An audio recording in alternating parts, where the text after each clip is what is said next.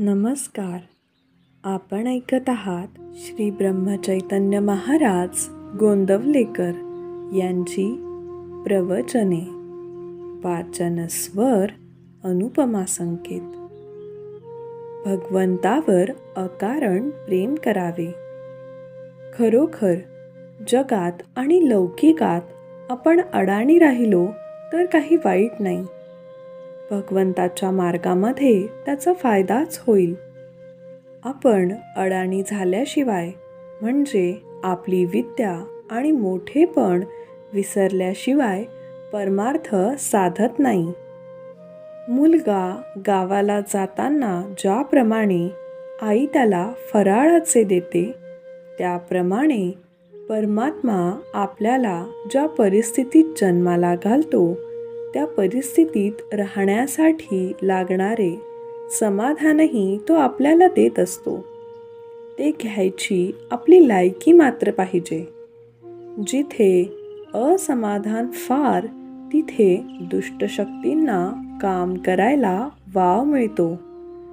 याच्या उलट जिथे खरे समाधान आहे, तिथे चांगल्या शक्ती मदत करतात. आपण नामाला चिकटून राहिले तर बाहेरची वाईट परिस्थिती बाधणार नाही. देहाचा मनाशी संबंध आहे आणि मनाचा हृदयाशी संबंध आहे. म्हणून मन नेहमी अगदी समाधानात ठेवावे, म्हणजे प्रकृती चांगली राहून आयुष्य वाढेल.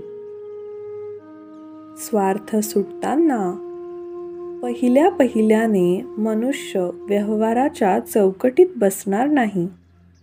जो येईल त्याला तो आपलेच म्हणेल.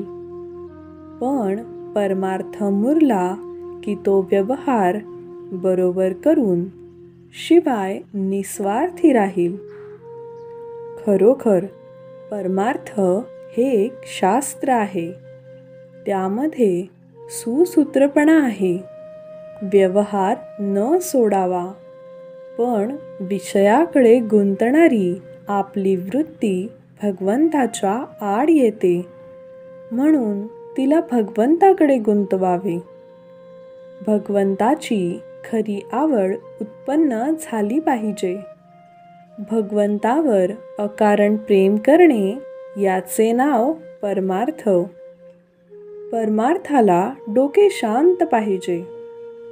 एका गृहस्थाला सगळीकडे रामाची मूर्ती दिसू लागली.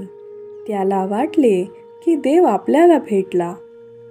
पण हे काही खरे भगवंताचे दर्शन नव्हे. तो सर्व ठिकाणी आहे अशी भावना झाली पाहिजे.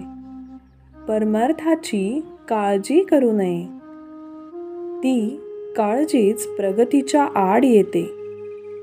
वय वाढू लागले की आपले सर्व अवयव जसे प्रमाणात आपोआप वाढतात, तसेच परमार्थाला लागणाऱ्या गुणांचे आहे.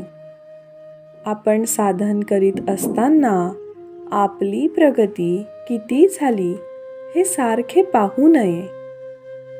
समजा आपण आपल्या परसात एक झाड लावले आणि ते किती वाढले हे पाहण्यासाठी रोज त्याच्या मुळ्या उपटून आपण जर पाहू लागलो तर ते झाड वाढेल का? अगदी तसेच परमार्थाच्या प्रगतीचे आहे.